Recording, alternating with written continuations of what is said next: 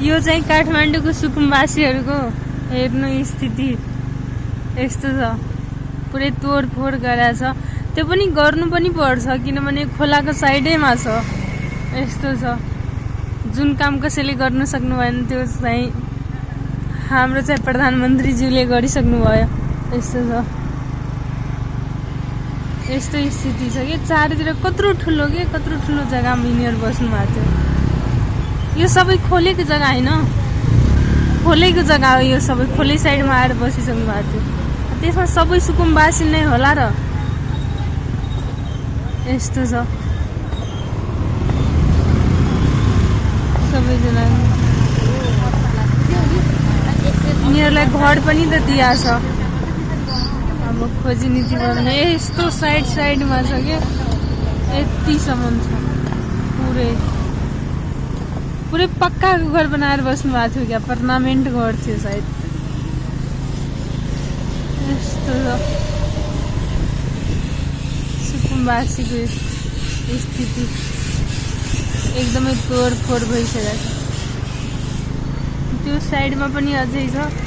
त्यस्तै छ। यतातिर पनि छ। यता टोहरोमा बस्नु भएको छ सायद राति। योहरू पुरै तोड्नु भएको छ।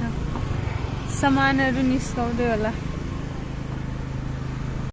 नदीको साइडैमा बस्नु भएको छ। अनि नदीको साइडैमा बस्नु भएको छ। हेर्नु ठ्याक्कै यो नदी हो, यहाँ बस्नु भएको छ। अनि बाढी आयो भने भन्नुहुन्छ यो त्यो। अनि यस्तोलाई यस्तो छ कि यस्तो।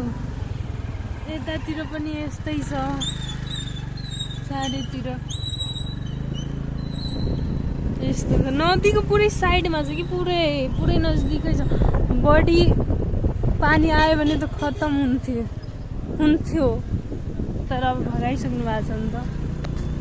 यस्तो यो हेर्नु नि एकदमै तलै बस्नु भएको छ। अनि भगायो भने भन्छ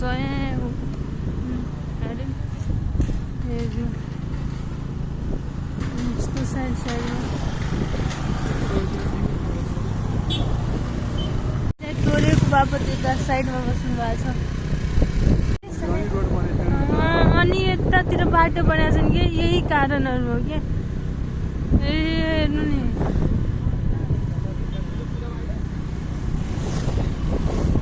कति धेरै सुकुम्बासी नै।